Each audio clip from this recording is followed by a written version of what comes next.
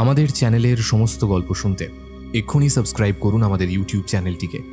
Bell আইকনে click করতে ভুলবেন না সমস্ত গল্পের আপডেট এবং নোটিফিকেশনস সবার আগে পাওয়ার জন্য।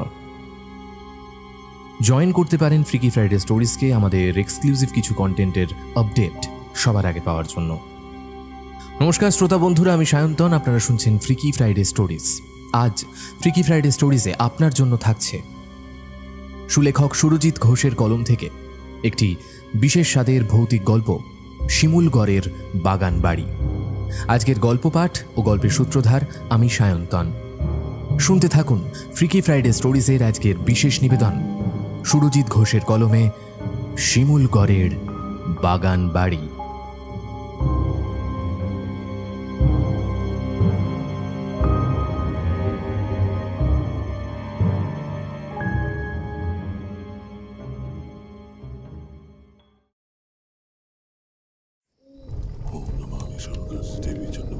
তারাপীঠ মহাশ্মশানের এক নির্জন নিভৃতে চুপচাপ একাকী দাঁড়িয়ে আছে এক তরুণ যুবক অনুজয়। অমাবস্যার রাত হওয়ার কারণে চারিদিক একেবারে ঘুটঘুটে অন্ধকার। তবে মহাশ্মশানের বুকে বিভিন্ন প্রান্তে জ্বলছে ছোট বড় নানা মাপের বিভিন্ন যজ্ঞের ধুনির আগুন।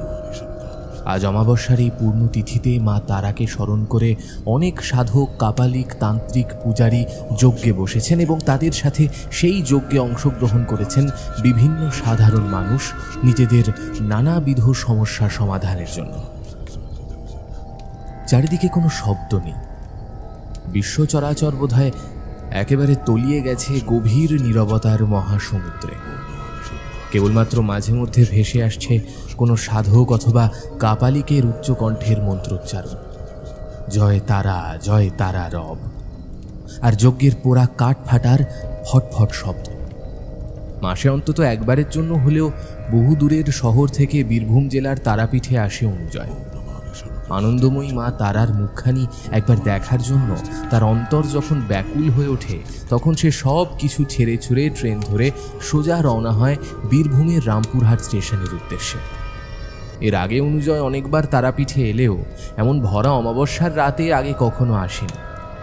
মাসের অন্যান্য যে কোনো সময় দেখা তারাপীঠ ও তার সংলগ্ন মহাশ্মশান চত্বর এবং অমাবস্যা তিথিতে দেখা এই মহাশ্মশান চত্বরের মধ্যে বিস্তর পার্থক্য রয়েছে।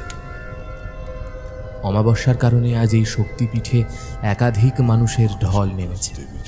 তবে তারা মোটেও কোনো সাধারণ মানুষ নয়, অধিকাংশই তন্ত্র সাধক, যাদের মধ্যে কেউ কেউ ধ্যানে ব্যস্ত, তো আবার কেউ কেউ যজ্ঞে। বছরের বিভিন্ন সময় তারাপীঠে আসার দরুন মন্দির সংলগ্ন এক বিলাসবহুল হোটেলের ম্যানেজারের সাথে বেশ ভালো সম্পর্ক গড়ে উঠেছে অনুজয়ের। সে যতবার তারাপীঠে আসে ততবারই এই হোটেলে ওঠে। হোটেল থেকে মন্দির মাত্র 5 মিনিটের হাঁটা পথের দূরত্ব। সকাল সকাল মায়ের পুজো দিয়ে মাকে দর্শন করে মন্দিরে বসে ভোগ প্রসাদ খেয়ে হোটেলে এসে বেশ খানিকটা বিশ্রাম নেওয়ার পর সন্ধেবেলায় স্নান সেরে শুদ্ধ বস্ত্র পরে সে এসে বসেছিল মন্দিরের এক অংশে। 2 হাত জোর করে কেবলমাত্র মনে মনে মায়ের মুখখানি স্মরণ করে মাকে ডেকে গিয়েছে অবিরাম এক নাগারে। না, মাকে ডাকার কারণ হিসেবে তার মনের মধ্যে ছিল না কোনো বাসনা, কোনো কামনা অথবা কোনো প্রার্থনা। সম্পূর্ণ উদ্দেশ্যহীনভাবে যাবতীয় উচ্চাকাঙ্ক্ষা ত্যাগ করে যে ব্যক্তি ঈশ্বরকে ডাকতে পারে, ঈশ্বর সেই ব্যক্তির প্রতি সর্বাধিক প্রসন্ন হন। সবসময় যে কোনো চাহিদা নিয়েই ভগবানের কাছে আসতে হবে তেমন তো কোনো মানে নেই। নিঃস্বার্থভাবে বিনা প্রার্থনায় যেজন ঈশ্বরের দ্বারে এসে উপস্থিত হয়, সেই হলো পরম ভক্ত। মন্দিরের গর্ভগৃহ বন্ধ হওয়ার পূর্ব মুহূর্ত পর্যন্ত সেখানে বসে থেকে মন্দির থেকে বেরিয়ে এসে অনুজয় এসে দাঁড়ালো পার্শ্ববর্তী মহাশ্মশানে। গোটা জায়গাটা এক অতি পবিত্র, মনোমুগ্ধকর স্নিগ্ধ গন্ধে ভরে উঠেছে। ধূপধুনোর গন্ধ ছড়িয়ে রয়েছে রাতের কালো আকাশে, বাতাসে। মাঝে মধ্যেই শোনা যাচ্ছে ঘণ্টার ধ্বনি আর যজ্ঞের আগুনে আহুতি প্রদানের মহামন্ত্রের উচ্চারণ। 2 হাত জড়ো করে অনুজয় মায়ের নামে জয়ধ্বনি দিয়ে বলে উঠল, জয় তারা, জয় তারা, জয় তারা। মা, মা গো, মা মঙ্গলময়ী মা, তুমি সকলের রক্ষা করো মা গো, সকলকার মঙ্গল করো। জয় মা। মহাশ্মশানের বুকে হাঁটতে হাঁটতে আচমকা হঠাৎ করে একটি বিশেষ জায়গায় থমকে দাঁড়ালো অনুজয়। রাস্তার একেবারে ধারে এক অগ্নিকুণ্ডের মুখোমুখি কোনো এক পশুর কালো লোমশ চামড়ার উপর বসে রয়েছেন এক রমণী। তাকে দেখতে অপরূপা সুন্দরী। মাথা ভর্তি লম্বা কালো কোঁচকানো চুলের কিছুটা অংশ নেমে এসেছে ঘাড় হয়ে বুকে, আর বাকিটা চলে গিয়েছে পিঠ ছাপিয়ে কোমরের দিকে। রমণীর কপালে হলুদ রঙের কিছুটা প্রলেপ লাগানো, দুই ভুরুর মাঝখানে একটা বড় গোল কমলা টিপ, আধবোজা দু চোখে ডবডবে করে লাগানো কালো কাজল, নাকে ধাতব নাকছাবি, গলায় নানাবিধ পাথরের মালা, পরনে টকটকে লাল রক্তবর্ণের শাড়ি। রমণীকে দেখলে বুকের ভেতরটা কেমন যেন শিরশির করে ওঠে। এতক্ষণ যাবৎ মহাশ্মশানের বুকে বহু কাপালি কঘরি সাধক সন্ন্যাসীদের দেখলেও অনুজয়ের হৃদয়ের মধ্যে এরকম বিচিত্র অনুভূতি এর আগে কখনো ঘটেনি। তাছাড়া ইনিই একমাত্র সাধিকা যার কাছে কোনো ভক্ত নেই। অনুজয় জানে এইসব তীর্থক্ষেত্রগুলি বর্তমান সময় ভণ্ড অসাধু ব্যক্তিদের আখড়া হয়ে উঠেছে। প্রকৃত উচ্চমার্গের তন্ত্র সাধকের সংখ্যা বড়ই কম। যতজন ভিড় করে বসে আছে তাদের মধ্যে বেশিরভাগ অংশটাই বুজরুক প্রতারকের দল। কেবলমাত্র মানুষ ঠকানোর ব্যবসায় তারা সিদ্ধহস্ত। অমাবস্যার রাতে তারাপীঠ মহাশ্মশানে সাধকদের এত ভিড়বাট্টা সবকিছুই এক প্রকার খরিদ্দার ধরার ব্যবস্থা। বর্তমান সময় এখন তীর্থক্ষেত্রগুলোতে ভণ্ডের পরিমাণই বেশি। কথাটা শুনতে ভারী কদর্য হলেও এটাই চরম বাস্তব সত্য। তবে তাই বলে সকলেই যে ভণ্ড তেমনটা একেবারেই নয়। এই বঙ্গভূমির পবিত্র মাটিতেই তো জন্মেছিলেন মা তারার একনিষ্ঠ ভক্ত সাধক বামদেব। অনুজয়ের দেখায় ইনিই একমাত্র সাধিকা যিনি কোনো সাধারণ মানুষকে নানা রকমের প্রলোভন দেখিয়ে কিংবা তাদের বিভিন্ন সমস্যার সমাধান করে দিতে পারবেন এই কথা বলে কাছে ডাকার বিন্দুমাত্র চেষ্টা করছেন না। মহিলার প্রতি বেশ খানিকটা শ্রদ্ধা ও ভক্তির ভাব জন্মালো অনুজয়ের মনে। সেখানে আর বেশিক্ষণ সময় নষ্ট না করে অনুজয় পেছন ফিরে চলে যেতেই যাচ্ছিল, ঠিক এমন সময় কে যেন পেছন থেকে বলে উঠলেন, সবাই কি আর ভণ্ড হয় রে? কেউ কেউ জগৎ জননী মায়ের প্রকৃত সন্তান হয়। ঘাড় ঘুরিয়ে পেছন ফিরে তাকাতেই পুরোপুরি অবাক হয়ে গেল অনুজয়। কথাটা বলেছেন সেই রমণী, তবে তার কণ্ঠস্বর একেবারে পুরুষালী। অনুজয়ের মনের মধ্যে একটা আশঙ্কার দৃষ্টি হতেই সামনে বসে থাকা রমণী মৃদু হেসে সেই রকমই ভারী পুরুষালী কণ্ঠে বলে উঠলেন, হ্যাঁ, তুই ঠিকই আন্দাজ করেছিস। আমি একজন কিন্নর, তৃতীয় লিঙ্গের মানুষ। আয়, আমার কাছে আয়, কাছে এসে বস বাবা। হ্যাঁ, আগে বলুন কি বলতে চান। বলবো, এত বেশি ছটফট করছিস কেন? আগে বস, তারপর সব কথা বলছি। হ্যাঁ রে, আমায় ভয় পাচ্ছিস নাকি? আরে কোনো ভয় নেই। সত্যি তোরা আমাদের এমন অস্পৃশ্য ভাবিস যে আমাদের ধারে কাছেও ঘিসতে চাস না। আরে আমরাও তো রক্ত মাংসে গড়া তোদের মতোই সাধারণ মানুষ, তাহলে আমাদের ভয় পাওয়ার কি আছে রে? আচ্ছা বেশ, ঠিক আছে, বুঝলাম। তবে হ্যাঁ, আমি কিন্তু আপনাদের মতো মানুষদের কখনোই ভয় পাই না, কিংবা অস্পৃশ্য বলে মনে করি না। তুই মনে না করলেও বেশিরভাগ মানুষ তাই মনে করে। অনেকের মতেই আমরা অশুচি, অপবিত্র, কিন্তু ওরা সকলেই মূর্খের দল। আমরাও যে জগৎ জননীরই সৃষ্টি। আমাদের অপমান করা মানে স্বয়ং জগৎ জননী ভুবনময়ী মাকে অপমান করা। সে কথা আর বোঝে কজন? সত্যি কথা বলতে আপনাদের মতন এমন একজন মানুষকে এইভাবে তারাপীঠের মহাশ্মশানে সাধিকা হিসেবে দেখে আমি কিন্তু ভয় পাইনি, তবে বেশ খানিকটা অবাক হয়েছি বলতে পারে। কেন রে? আমাদের মতন মানুষের ধর্মকর্মে মতি হতে পারে না বুঝি? শোন, এই যে পুরুষ নারীর ভেদাভেদ, এই সব কিছু মনুষ্য সমাজ সৃষ্টি করেছে তাদের নিজস্ব সুবিধার জন্য। ঈশ্বর সে ভেদাভেদ তৈরি করেননি। আর ঈশ্বরকে ডাকার অধিকার সকলের রয়েছে। তাকে শুধুমাত্র অন্তর থেকে অফুরন্ত ভক্তির দ্বারা ডাকতে হয়, তাহলেই তিনি ধরা দেন, বুঝলি? ঈশ্বর একটিবারের জন্য দেখেন না যে তাকে কোনো নারী ডাকছে নাকি পুরুষ নাকি আমাদের মতো কিন্নর। ছাড়, যে কথা বলার জন্য তোকে ডাকলাম সেই জরুরি কথা কানা বরং বলি। জরুরি কথা? বলুন, কি জরুরি কথা বলবেন? বিপদ, সামনে ঘোর বিপদ আছড়ে পড়তে চলেছে তোদের জীবনে। সে বিপদ বড় সাংঘাতিক, বড় ভয়ানক। বিপদে প্রাণহানির প্রবল সম্ভাবনা রয়েছে। সাক্ষাৎ নরকের অন্ধকার থেকে উঠে আসবে সে প্রতিশোধ নিতে। তোর নিয়তি তোকে বিপদের দিকে ধাবিত করবে। তুই কোনো অন্যায় করিসনি, তাই তোর শাস্তি হতে পারে না। শুধুমাত্র যে অন্যায় করেছে, শাস্তি কেবলমাত্র তার জন্যই বরাদ্দ। তবে একবার যখন সে নরকের অতল অন্ধকার থেকে উঠে আসবে, তখন আপ্রাণ চেষ্টা করবে তোদের সবাইকে সমূলে শেষ করে দিতে। তাই জন্যই তো তোকে ডাকলাম। নে, এটা সঙ্গে রাখ। এটা সঙ্গে থাকলে কোনো বিপদই তোকে স্পর্শ করতে পারবে না। সব বিপদ থেকে তোদের রক্ষা করবে। সাধিকার বলা কথাও বোধগম্য হলো না অনুজয়ের। সে হতভম্বের মতো বিহ্বল চোখে তাকিয়ে রয়েছে হাঁ করে। এদিকে সাধিকা ততক্ষণে একটা নীল সুতো তার দিকে বাড়িয়ে দিয়েছে। নে, এই নীল সুতোটা ডান হাতে ভালোভাবে বেঁধে ফেল দেখি। খবরদার, এটা কিন্তু কখনো কোনো পরিস্থিতিতেই নিজের থেকে আলাদা করবি না। যখন বিপদ কেটে যাবে, তখন আপনা হতেই এই নীল সুতো খুলে তা আমার কাছে আবার ফিরে আসবে। আপাতত এটা এখন তোর। ক্ষমা করবেন, আপনার কথা আমি কিছুই বুঝতে পারছি না। আপনি কোন বিপদের কথা বলছেন? মানে কে প্রতিশোধ নিতে উঠে আসবে নরক থেকে? কে অন্যায় করেছে, কার সাথে কি অন্যায় করেছে? আর ওই সামান্য একটা নীল সুতো, ওটা আমায় রক্ষা করবে, এটাই বা কিভাবে? পারবি, পারবি, সব বুঝতে পারবি। তবে এটা মোটেও কোনো সাধারণ নীল সুতো নয়। এটা স্বয়ং মা তারার আশীর্বাদ। এটা তুই নিজের সঙ্গে রাখ, ডান হাতে ভালোভাবে বেঁধে নে। দেখবি, পরে বুঝতে পারবি এর কার্যকারিতা। বিপদের সময় এটাই তোদের রক্ষা কবচ হয়ে কাজ করবে। অনুজয় মনে মনে বলে উঠল, হায়, একমাত্র এনাকেই তার একটু ভালো লেগেছিল।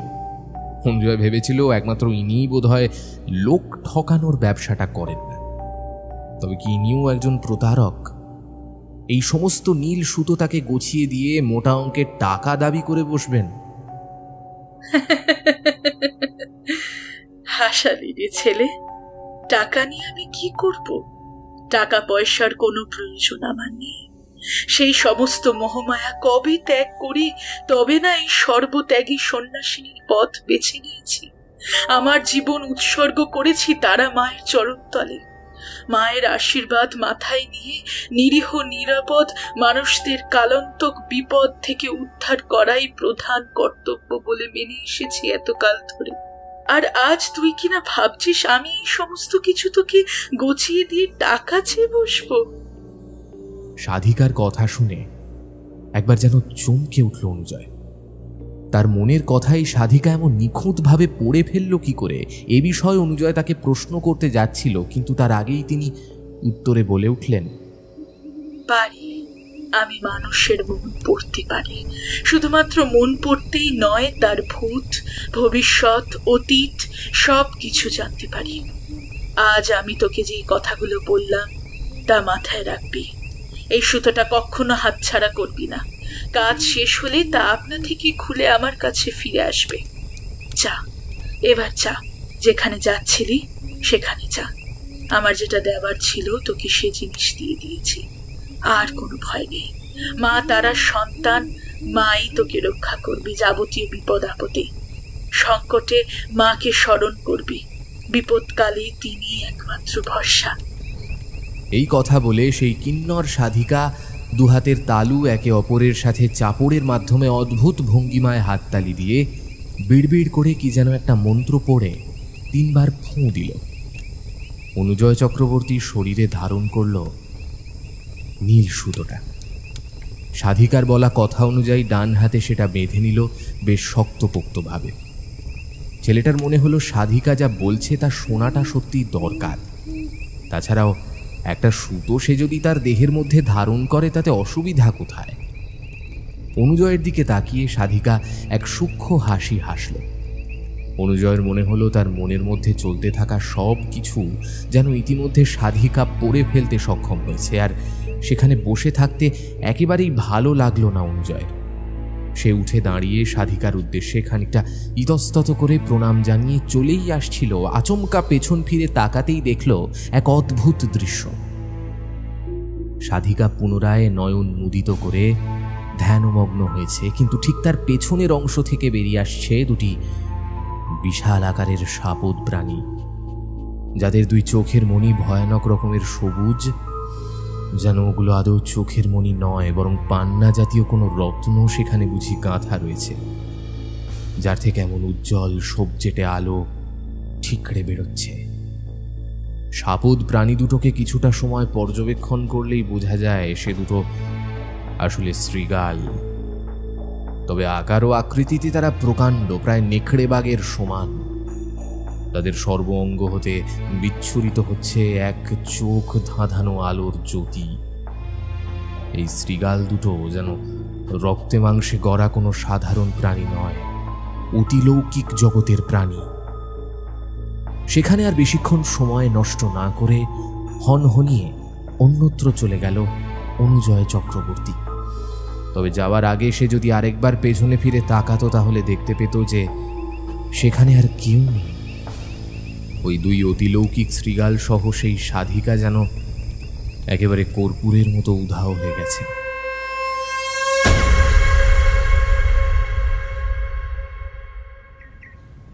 তুমি কি এখন ব্যস্ত আছো অনুজয়?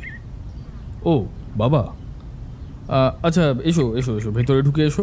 না না, ব্যস্ত আর কোথায়, আরে জানোই তো সামনে পূজা বার্ষিকীর কিছু লেখালেখি আছে, তো সেই চাপ যাচ্ছিল আর কি। আচ্ছা তুমি তুমি ভেতরে এসে বসো, এসো। আচ্ছা অনুজয়, তোমার ব্যাপারটা কি বলো তো? আমি তো তোমার মতিগতি কিছুই বুঝতে পারছি না। তুমি কি ভেবেছো এইভাবে সারাটা জীবন কাটিয়ে যাওয়া যাবে? আমি আমি তোমার কথা ঠিক বুঝতে পারলাম না বাবা। বুঝতে পারলে না নাকি বোঝার চেষ্টা করলে না? তোমাকে আমি কতবার পই পই করে বলেছি যে এই সমস্ত শখের লেখকগিরি তুমি এবার ছেড়ে দাও। আমার এত বড় একটা ব্যবসা রয়েছে, সেই ব্যবসার হাল ধরো। অথচ তোমার মধ্যে সে বিষয়ে সামান্যতম কোনো হেলদোল নেই। আমার তো বয়স হচ্ছে নাকি? এই এত বড় ব্যবসার তুমি হলে একমাত্র উত্তরসূরি। এখন তুমি যদি সমস্ত কিছুর দায়িত্ব না নাও, তাহলে চলবে কি করে? বাবা তুমি তো জানোই আমার এই সমস্ত ব্যবসাপত্র একেবারেই ভাল লাগে না, মানে কেমন যেন দম বন্ধ হয়ে আসে। তার জন্যই তো আমি এই লেখালেখির কাজ করি। হ্যাঁ, তাতে আমার অল্প রোজগার হয় ঠিকই, কিন্তু আমি স্বাধীনভাবে সম্পূর্ণ নিজের মতন করে কাজটা করতে পারি। আমার দ্বারা তোমার ওই সমস্ত ব্যবসা বাণিজ্য হবে না। আমায় তুমি ক্ষমা করো বাবা। উফ, আবার সেই বোকা বোকা টাইপের কিছু কথাবার্তা বলতে শুরু করলে। তুমি কেন বুঝতে পারছো না অনুজয়, এইভাবে সারাটা জীবন কখনো কাটানো যায় না। আমাদের সমাজে লেখকের কোনো মূল্য নেই। এই শখের লেখালেখি করে তুমি চালাতে পারবে? কতদিন চালাবে? তোমার একটা সংসার আছে, বিবাহিতা স্ত্রী, কন্যা সন্তানের পিতা তুমি। তোমার মাথায় অনেক কিছুর দায়িত্ব। আমার সমস্ত দায়িত্ব কর্তব্য পালন করতে আমি জানি বাবা।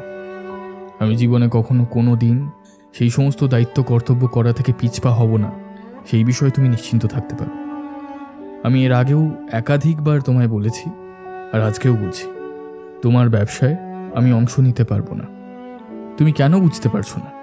যেখানে মনের ইচ্ছে থাকে না, সেখানে জোর করে কি কখনো কোনো কাজ করা যায়? তুমিই বলো। বাবা, আমি একজন লেখক, টুকিটাকি লেখালেখি করি, সে করেই যতটুকু উপার্জন হয় তাতে মা তারার আশীর্বাদে আমাদের ঠিক চলে যায়, আর আমার মনে হয় ভবিষ্যতেও চলে যাবে। তোমার এই সমস্ত আতিপাতি সাহিত্যিক মার্কা কথাবার্তা শুনলে না আমার মাথার মধ্যে যেন একেবারে আগুন জ্বলে ওঠে। তোমার সাথে কথা বলতে আসা মানেই ফালতু বেকার সময় নষ্ট করা। যাই হোক, যে কারণে আমি তোমার ঘরে এসেছিলাম সেই কারণটা বলি। অনুজয়, 3 দিন পর আমাদের একবার শিমুলগড়ে যেতে হবে।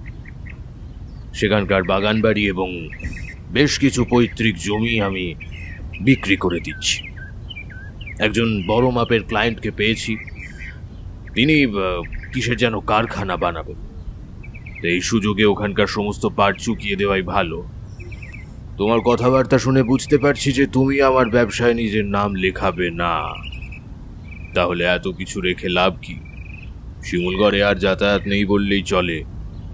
অত বড় বাগান বাড়িটা ফালতু ফালতু পড়ে পড়ে নষ্ট হচ্ছে। জমিগুলো বিনা চাষাবাদের কারণে অনুর্বর হয়ে উঠছে। বেশ কয়েক লাখ টাকার সম্পত্তি, সব কিছু বিক্রি করতে পারলে বেশ মোটা অঙ্কের টাকা হাতে আসবে। তোমাকে জানিয়ে রাখলাম, নিজের ব্যাগপত্র গুছিয়ে রেখো। ঠিক 3 দিন পর আমাদের ট্রেন। কথাগুলো বলে ঠিক যেমন ঝড়ের গতিতে আনন্দময় চক্রবর্তী অনুজয়ের ঘরে ঢুকে এসেছিলেন, ঠিক সেই রকমভাবেই গটগট করে বেরিয়েও গেলেন। আনন্দময় চক্রবর্তী অনুজয়ের বাবা।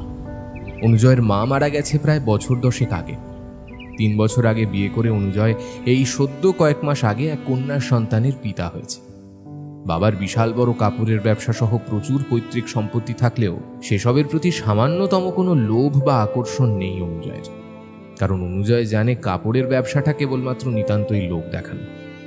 গোপনে তার বাবা আনন্দময় চক্রবর্তীর আসল অর্থের খনি হলো বেশ কিছু অসামাজিক কার্যকলাপ। তাই বাবার ব্যবসায় যোগ দেওয়া মানে সেই সমস্ত অসামাজিক কার্যকলাপের পরিচালক পদে বসা, যা একেবারেই সে চায় না।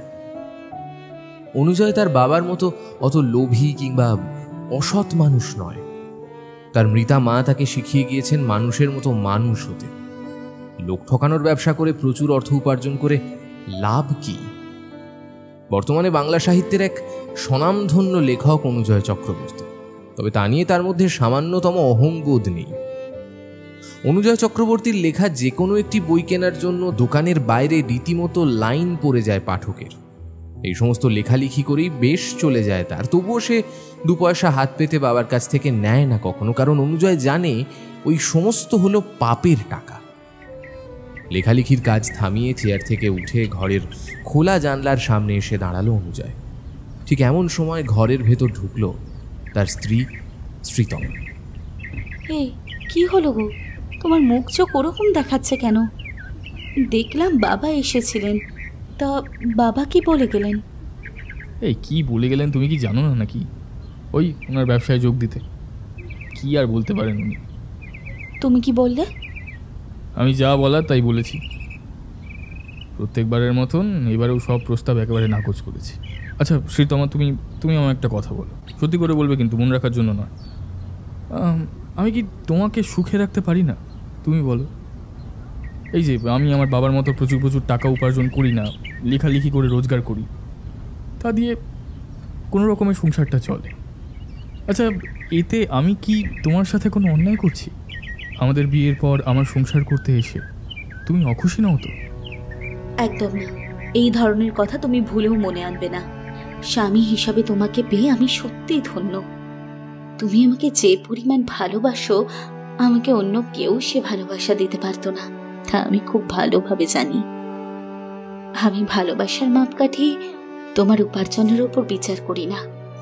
তোমাকে বিয়ে করে তোমার সাথে সংসার করতে এসে আমার কত গর্ববোধ হয় তুমি জানো।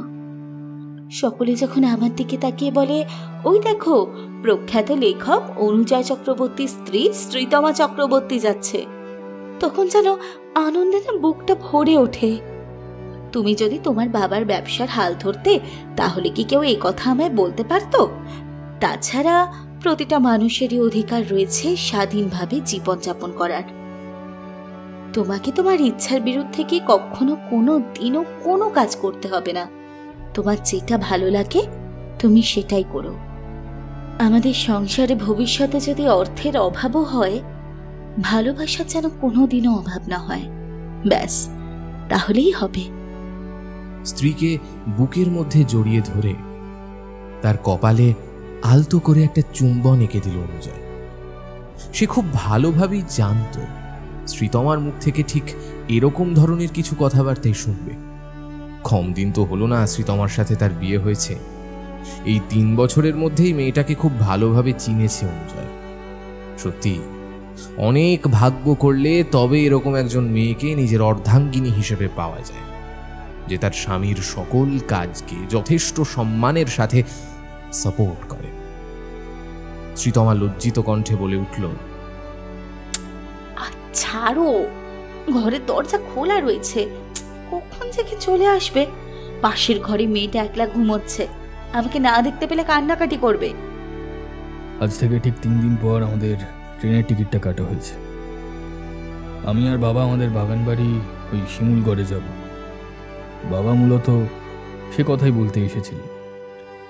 শিমুলগড়ের বাগানবাড়ি আর সেখানকার সমস্ত জমি জায়গা বিক্রি করে দিচ্ছেন বাবা কোনো একজন খরিদ্দারকে, তাই বাবার সাথে আমাকেও যেতে হবে। আমি তাহলে এখানে একলা থাকবো নাকি অতটুকু বাচ্চা মেয়েকে নিয়ে? আমিও তোমাদের সাথে শিমুলগড়ে যাব। বিয়ের পর থেকে একবারও তোমাদের বাগান বাড়ি দেখতে যাওয়া হয়নি। এরপর তো আর সেই সুযোগও থাকবে না। তোমার বাবা ওটাকে বিক্রি করে দিচ্ছেন। আমাদের মা মেয়েকেও তোমাদের সাথে নিয়ে চলো না। আরে ওই শিমুলগড়ের বাগান বাড়িতে আমি নিজেই শেষ কবে গেছি তা মনে নেই। খুব সম্ভবত অনেক ছোটবেলায় একবার বাবার সাথে গিয়েছিলাম ওখানে। তারপর থেকে বাবাও যায়নি, আর কখনো আমারও যাওয়া হয়নি। এবার শেষবারের মতো একবার ওখানে যাই, আবার একবার ঘুরে আসিস জায়গাটা। আচ্ছা আচ্ছা বেশ, তুমি যখন যেতেই চাইছো তাহলে না হয় তোমাকে নিয়েই যাব। আমি তোমার টিকিটের ব্যবস্থা করছি, ভালোই হবে। মেয়েটা হওয়ার পর থেকে আমরা তো বাইরে কোথাও বেড়াতে যাইনি, এই সুযোগে একটু বাইরে বেরিয়েও আসা যাবে। এই তো আমার বুদ্ধিমান লেখক স্বামীর একেবারে উপযুক্ত কথা। আচ্ছা ঠিক আছে, তুমি তাহলে টিকিটের ব্যবস্থা করো, আর আমি বরং ব্যাগপত্র গুছিয়ে নিচ্ছি। 3 দিন পর আমরা শিমুলগড়ে যাচ্ছি। উফ, তোমাদের বাগান বাড়িটা দেখার জন্য মনটা যেন ব্যাকুল হয়ে উঠেছে।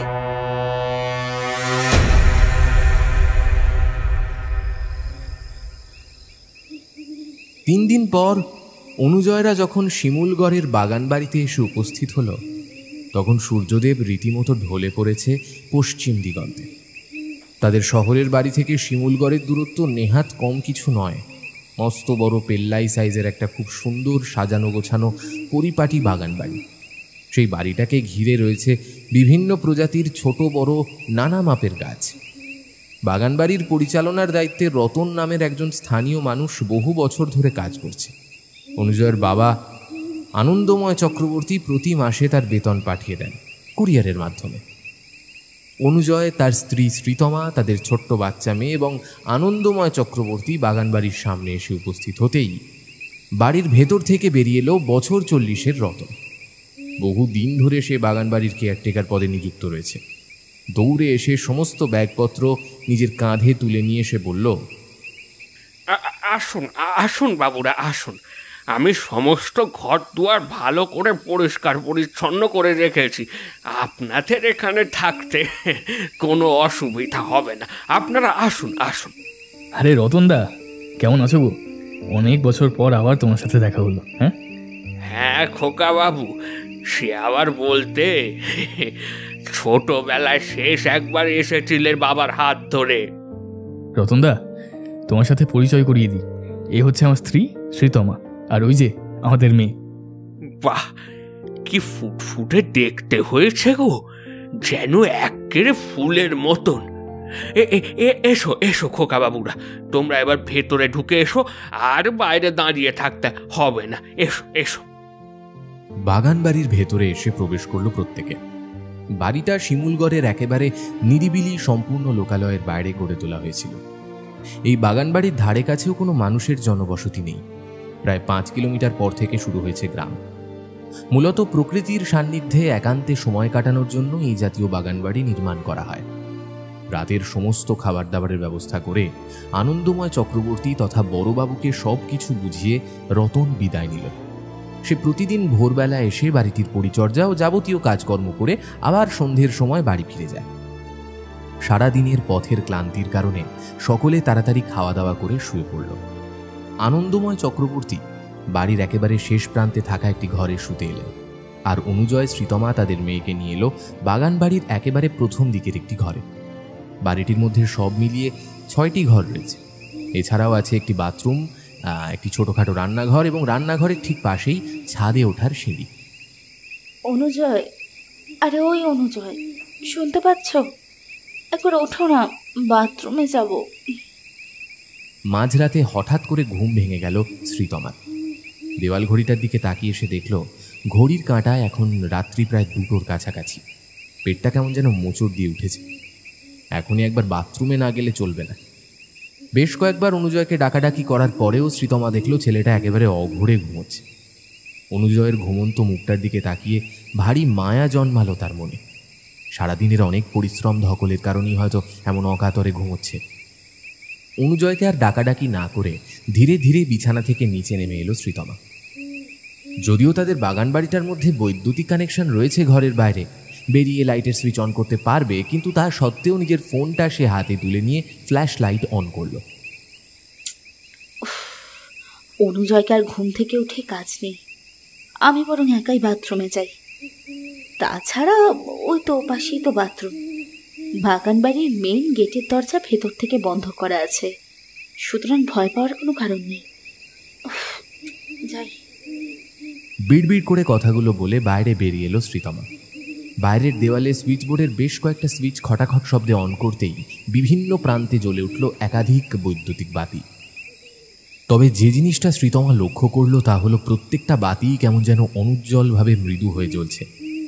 সে ভাবল এই নিশ্চয়ই ভোল্টেজের কোনো সমস্যা। হাতে ধরা ফোনের ফ্ল্যাশ লাইট অন থাকা অবস্থাতেই সে এগিয়ে গেল বাথরুমের দিকে। বাথরুমের দরজা খুলে ফ্রেশ হয়ে চোখে মুখে বেশ খানিকটা জলের ছিটে দিয়ে বেরিয়ে এলো বাইরে। বাথরুম থেকে বেরোতেই মুখোমুখি যে বিশাল বড় কাচের জানলাটা পড়ে, সেই কাচের জানলার দিকে চোখ যেতেই শ্রীতমা থমকে দাঁড়ালো। আরে জানলার বাইরে ওটা কে দাঁড়িয়ে আছে?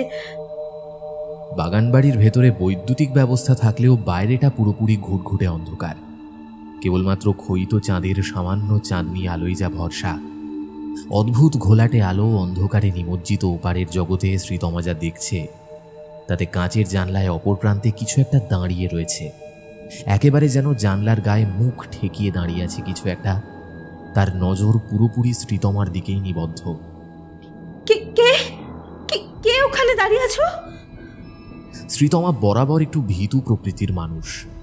যে কোনো হরর ফিল্ম দেখলে তার প্রায় 2-3 দিন রাতে ঘুমের অসুবিধা হয়। গভীর রাত পর্যন্ত জেগে থাকে, সিনেমায় দেখা সব ভৌতিক দৃশ্যগুলো বারবার মাথার মধ্যে ঘুরপাক খায়। এ কারণে সে ভূতের সিনেমা সম্পূর্ণরূপে এড়িয়ে চলে। কাঁচের জানলার ওপারে যেটা দাঁড়িয়ে রয়েছে সেটা মনুষ্য আকৃতির একটা অবয়ব, তবে ঠিক মানুষ নয়। শ্রীতমার বুক ক্রমশ শুকিয়ে আসে। কিসের যেন একটা শিরশিরে অনুভূতি তার হৃদয়ের মধ্যে ছড়িয়ে পড়ে তিলে তিলে।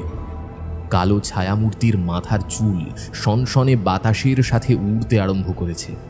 তার 2 চোখ গাঢ় হলুদ, সেখানে মণি বলতে বোধহয় কিছুই নেই, রয়েছে কেবলমাত্র 2টি খয়েরিটে রঙের ক্ষুদ্র ফুটকি। এরকম চোখ কি আদৌ কখনো মানুষের হতে পারে? মনের মধ্যে এক রাশ প্রশ্ন ভিড় জমাতেই থাকে। শ্রীতমা বেশ খানিকটা সাহস সঞ্চয় করে গলা খাকারি দিয়ে পুনরায় বলে ওঠে, কি হলো? তুমি কি আমার কথা শুনতে পাচ্ছ না নাকি? বলো তুমি কে, কি কারণে এখানে এসে দাঁড়িয়ে আছো? তোমার মূল উদ্দেশ্য কি? এক প্রকার চাপা স্বরে চিৎকার করে কথাগুলো বলল শ্রীতমা। একবারের জন্য তার মাথায় এলো না যে কাঁচের জানলা পুরোপুরি বন্ধ থাকার কারণে তার একটা কথাও বাইরে গিয়ে পৌঁছবে না। শ্রীতমা লক্ষ্য করলো অন্ধকারের মধ্যে দাঁড়িয়ে থাকা সেই কালো মূর্তির 2 চোখ একেবারে যেন ক্ষুধার্ত আহত বাঘিনীর মতো জল করছে। বাঘিনী যেমন শিকার ধরার আগে চরম প্রস্তুতি নেয়, ঠিক সেই রকমই প্রস্তুতি নিচ্ছে সে। আচমকা মাথার মধ্যে কি যেন একটা খেলে যেতেই হাতের ফোনটা উঁচিয়ে ধরল শ্রীতমা। এতক্ষণ ধরে ফোনের ফ্ল্যাশ লাইট অন থাকলেও এবার সেটা নিভে গেল। ফোনটা সুইচ অফ হয়ে গেল কি করে? যতদূর মনে পড়ছে ফোনের চার্জ তো প্রায় ফুলই ছিল, তাহলে এখন এভাবে ফোনের ব্যাটারি তো শেষ হয়ে যাবার কথাই নয়। হাতের তালুতে বেশ কয়েকবার জোরে জোরে ফোনটা ঠুকে তা চালু করার চেষ্টা করছিল মেয়েটা। এমন সময় একটা খিলখিলে মেয়েলি অট্টহাসির শব্দ তার কানে এলো। সে শব্দের মাত্রা খুব স্বল্প হলেও বাগানবাড়ি সহ আশেপাশের তল্লাটে গভীর রাতের নীরবতায় সাক্ষাৎ মৃত্যুপুরীর সমান হয়ে ওঠার কারণেই হয়তো বাড়ির অভ্যন্তরের থেকেও শুনতে পাওয়া গেল সেই অট্টহাসির শব্দ। সামনের দিকে তাকাতেই শ্রীতমার রীতিমতো চমকে উঠল। কাচের জানলার অপর প্রান্তে থাকা সেই কালো ছায়ামূর্তি দুলে দুলে উঠছে হাসির দমকে। একটানা বেশ অনেকটা সময় এমন অস্পষ্ট আলো অন্ধকারে থাকার কারণে শ্রীতমার চোখ পুরোপুরি সয়ে এসেছিল। তাতেই সে দেখল জানলার অপর প্রান্তে দাঁড়িয়ে থাকা ওই কালো ছায়া মানবীর দুটো চোখ ধকধক করে জ্বলছে, যেন কেউ দুটুকরো জ্বলন্ত কাঠকয়লার আগুন অক্ষি কোটরের ভেতর দিয়ে ভরে দিয়েছে। সেজন্য তার ভেতর থেকে বেরিয়ে আসছে এক উজ্জ্বল হলদেটে আলোর আভা। সেই রমণীর শরীরে এতটুকু মাংস বলতে কিছু নেই, কেবলমাত্র হাড়ের কাঠামোর উপর পাতলা চামড়ার একটা আস্তরণ জড়ানো আছে, তবে সেই চামড়ার রং একেবারে আলকাতরার মতো কালো। রমণীর পরনে রয়েছে একখানি শতচ্ছিন্ন লাল কাপড়, তবে কাপড়ের আচ্ছাদনের ফাঁকে ফুলে ফেঁপে উঠেছে তার পেট, যা দেখে শ্রীতমা বুঝতে পারল সে আসলে গর্ভবতী। শ্রীতমার সমস্ত ভাবনা চিন্তা বিচ্ছিন্ন করে সে অদ্ভুত ছায়ামানবী খিলখিল করে হেসে উঠল। তারপর তার দুই লম্বা লিকলিকে হাতের বাঁকানো কালো নখের দ্বারা কাঁচের জানলার উপর আঁচড় কাটতে আরম্ভ করল। আর কিছুতেই সহ্য করতে পারল না শ্রীতমা। দু চোখ বন্ধ করে কানে হাত চাপা দিয়ে প্রবলভাবে চিৎকার করে উঠল। কি হয়েছে, কি হয়েছে শ্রীতমা? এই বাইরে বেরিয়ে এরকম চিৎকার করছো কেন? তাছাড়া তুমি কখন ঘর থেকে উঠে এলে? আমাকে ওঠার সময় ডাকলে না কেন? কি হয়েছে? হ্যাঁ? অনুজয়কে জাপটে ধরে শ্রীতমা রীতিমতো ঠক ঠক করে কাঁপতে আরম্ভ করলো। কোনো কথা বলার ক্ষমতা এই মুহূর্তে তার নেই। আচ্ছা আচ্ছা আচ্ছা, তুমি তুমি আগে কিছুটা শান্ত হও, শান্ত হও। হ্যাঁ, তোমার তোমার এই অবস্থা হলো কী করে? এই ইস বাবা, গোটা শরীরে একেবারে ঘামের বন্যা বইছে। আহা, হাত পা তোমার কাঁপছে যে। এই তুমি কি কোনো কারণে ভয় পেয়েছো নাকি? আচ্ছা আচ্ছা আচ্ছা, ঠিক আছে, তোমাকে তোমাকে এখন কিছু বলতে হবে না। তুমি তুমি আগে ঘরে চলো, আমি তোমাকে ধরে ধরে নিয়ে যাচ্ছি। আসো, সেখানে গিয়ে খানিকটা সময় বসো। হ্যাঁ, আচ্ছা, নাও জোরে জোরে শ্বাস নাও। একটু একটু জল খাবে? দাঁড়াও, এনে দিচ্ছি। একটু জল খেলে ভালো লাগবে তোমার। তারপর না হয় সবটা বলো। হ্যাঁ, আমি এখন আগের থেকে অনেকটা সুস্থ আছি। এই নাও, জলের গ্লাসটা রাখো। আচ্ছা শ্রীতমা, এবার তুমি বলো তো, মানে আসলে কি হয়েছিল? মানে কি কারণে তুমি এরকম ভয় পেয়ে গিয়েছিলে?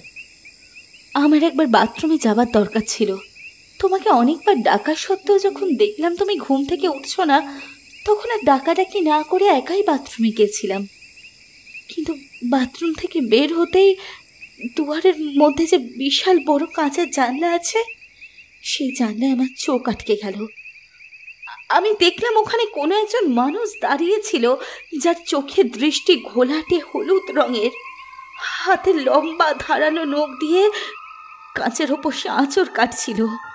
তাকে দেখে আমি একথা বিলক্ষণ আন্দাজ করতে পেরেছি যে সে আর যাই হোক কোনো জীবিত মানুষ হতে পারে না, কারণ জীবিত মানুষের চোখের চাহনি কখনোই অমন ভয়ানক ধরনের হয় না। সে তোমার এসব কি উল্টোপাল্টা বলছো তুমি? কাঁচের জানলার ওপারে তখন ঘুটঘুটে অন্ধকারের মধ্যে কে দাঁড়িয়ে থাকবে? আর তাছাড়া এই জায়গাটা সম্পর্কে তোমার একটুও ধারণা নেই বলেই তুমি এই কথা বলতে পারছো।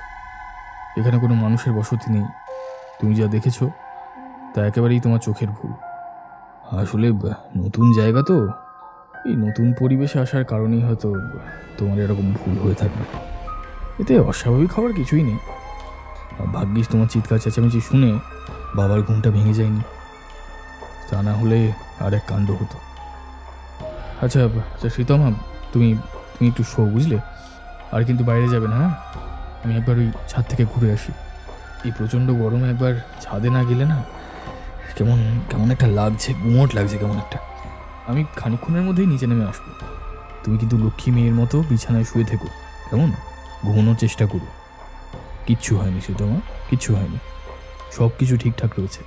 তুমি যা দেখেছো তা শুধুমাত্র তোমার চোখের ভুল, তাছাড়া আর কিছুই নয়, কেমন? শুয়ে পড়ো, শুয়ে পড়ো।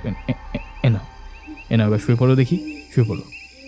স্বামীর কথা শুনে শ্রীতমা বিছানায় শুয়ে পড়ল ঠিকই, কিন্তু সে কিছুতেই বিশ্বাস করতে পারছিল না যে সবটা নেহাত তার চোখের ভুল।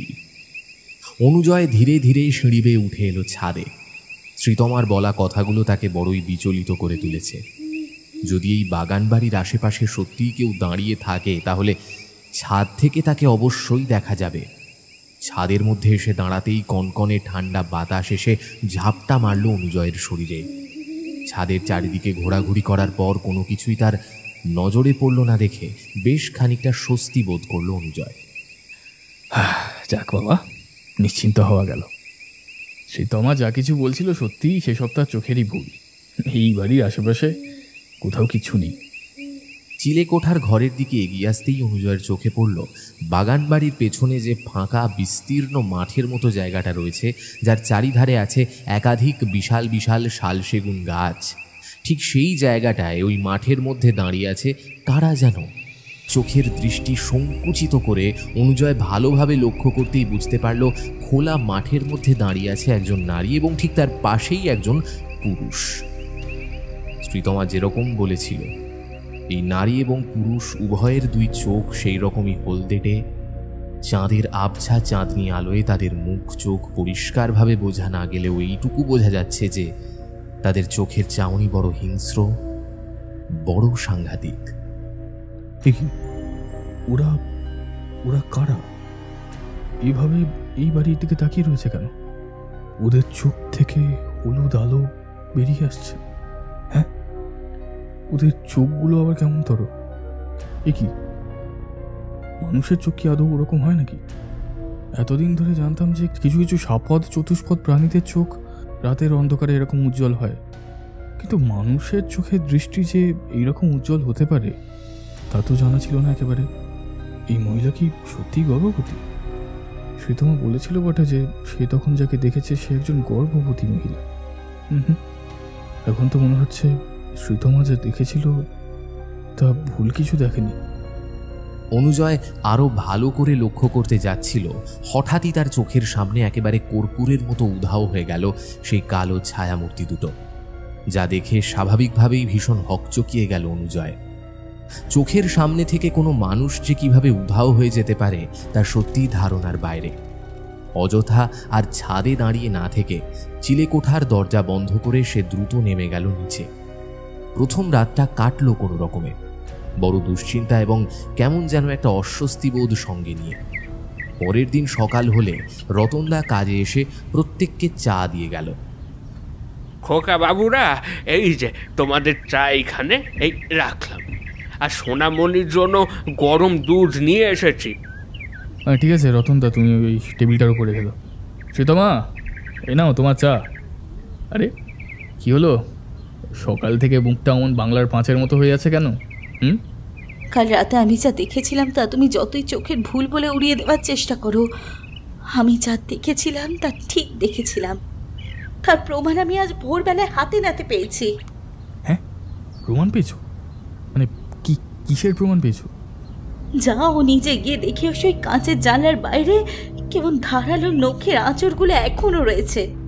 আমার মুখের কথা তুমি তো আর বিশ্বাস করবে না, কিন্তু ওই নখের দাগগুলো তো মিথ্যা হতে পারে না, তাই না? গতকাল রাতে সত্যি ওখানে কেউ একজন দাঁড়িয়েছিল। অনুজয়, আমার ভীষণ ভয় করছে গো, মনটা বড় কুডাক ডাকছে। কাল সারা রাত আমি ঘুমোতে পারিনি, কেবলমাত্র ছটফট করে গেছি। বুকের মধ্যে বারবার পেটটাকে চাপটে জড়িয়ে ধরেছি। আমার মনে হচ্ছে আমাদের এখান থেকে চলে যাওয়া দরকার। এই জায়গাটা যেন আমাদের জন্য উপযুক্ত নয়। শ্রীতমা যে একেবারেই চোখে ভুল কিছু দেখেনি তা অনুজয়ও জানে, কারণ গতকাল রাতের বেলায় ছাদে উঠে সে একটি নয় বরং দুটি কালো কুচকুচে ছায়ামূর্তিকে দেখেছে, যাদের মধ্যে একজন নারী এবং একজন পুরুষ ছিল। তবে সে কথা অনুজয় শ্রীতমাকে জানায়নি। এমনিতেই মেয়েটা প্রচণ্ড রকমের ঘাবড়ে আছে। এরপর এ কথা জানলে পরিস্থিতি আরো ভয়ানক হয়ে উঠবে। শ্রীতমাকে শান্ত করার চেষ্টা করে অনুজয় বলল, আহা, তুমি এত ভয় পাচ্ছ কেন বলো তো? আমি তো রয়েছি তোমার সাথে, নাকি? আমি থাকতে তোমার এবং আমাদের মেয়ের কোনো ক্ষতি হবে না। একটু ভরসা রাখো আমার উপর। আমরা তো সবে মাত্র কাল এখানে এসেছি, তাই আজকেই দূর করে তো এখান থেকে চলে যেতে পারবো না। তাছাড়া বাবা আমাদের এখানে একটা বিশেষ কাজে নিয়ে এসেছেন, সেই কাজ না করে আমরা কি করে যাই বলো তো? তোমার উপর আমার নিজের থেকেও বেশি ভরসা রয়েছে অনুজয়, কিন্তু এই বাড়িটা আমার মোটেও সুবিধার লাগছে না। গতকাল এখানে আসার পর থেকেই, তুমি লক্ষ্য করেছো কিনা জানি না, তবে আমি বেশ লক্ষ্য করেছি আমার শরীর কেমন যেন ভার হয়ে উঠেছে। মেয়েটার শরীরটাও খুব একটা ভালো নেই। একসাথে এই সমস্ত কিছুই কি কাকতালীয় বলতে চাও? তাহলে তুমি কি মনে করছো সে তোমার? আমার স্থির বিশ্বাস যে তোমাদের এই বাগান বাড়ির মধ্যে কিংবা এখানকার আশেপাশে কোনো নেগেটিভ এনার্জি উপস্থিত রয়েছে। নেগেটিভ এনার্জি অর্থাৎ অলৌকিক শক্তি। সীতমা, হরর মুভি দেখাটা বন্ধ করো প্লিজ। তোমার এই মুভির এফেক্ট বাস্তব জীবনের ওপর চরম প্রভাব ফেলছে। আরে এই সমস্ত নেগেটিভ এনার্জি, আধিভৌতিক অলৌকিক শক্তি বলে কিচ্ছু হয় না। কাল আমরা অনেকটা রাস্তা পেরিয়ে শিমুলগড়ে এসেছি। ট্রেনে বসার ধকলের কারণে আমাদের সকলের শরীর কম বেশি অসুস্থ। একটু ভালো করে বিশ্রাম নাও, দেখো সব ঠিক হয়ে যাবে। এবার গরম গরম চাটা খেয়ে নাও, দেখি খুব ভালো লাগবে, নাও। বাগান বাড়ির মধ্যে সারাটা দিন কেটে গেল এক প্রকারে। রতনদার হাতের রান্না খেয়ে আশেপাশের তল্লাটে একটু ঘোরাঘুরি করে শ্রীতমা অনুজয় বাগান বাড়ি ফিরে এলো সন্ধে নামার আগে। আনন্দময় চক্রবর্তী স্থানীয় বাজারে গিয়েছিলেন নিজের বেশ কিছু প্রয়োজনীয় জিনিসপত্র কেনাকাটা করতে।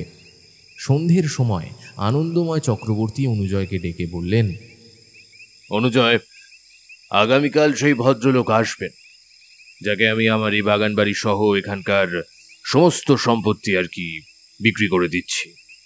কালকের দিনটা আমাদের এখানে থাকতে হবে, তারপরে আমরা শহরে ফিরে যেতে পারবো। কাল সকালের দিকে তুমি একটু ঘরেই থেকো, কারণ অনেকজন মানুষ আসবেন। ওহো, আচ্ছা আচ্ছা বাবা, ঠিক আছে, তুমি একদম চিন্তা করো না। কাল সকাল থেকে আমি ঘরেই থাকবো, কোথাও যাব না। আচ্ছা বেশ, ঠিক আছে। এখন তাহলে এসো, তাড়াতাড়ি খাওয়া দাওয়া করে শুয়ে পড়ো। কাল সকালবেলায় সমস্ত আইনি কাজ শুরু হবে। ও হ্যাঁ, আরেকটা কথা, বৌমার মুখ থেকে শুনছিলাম দিদি ভাইয়ের শরীরটা নাকি খুব একটা ভালো নেই। তা এখন কেমন আছে আমার দিদি ভাই? হ্যাঁ বাবা, এখন মোটামুটি ঠিক আছে। ওই শহর থেকে সঙ্গে করে নিয়ে আসা কিছু ওষুধপত্র খাইয়ে দিয়েছি আমি। এবার তাহলে এলাম বাবা।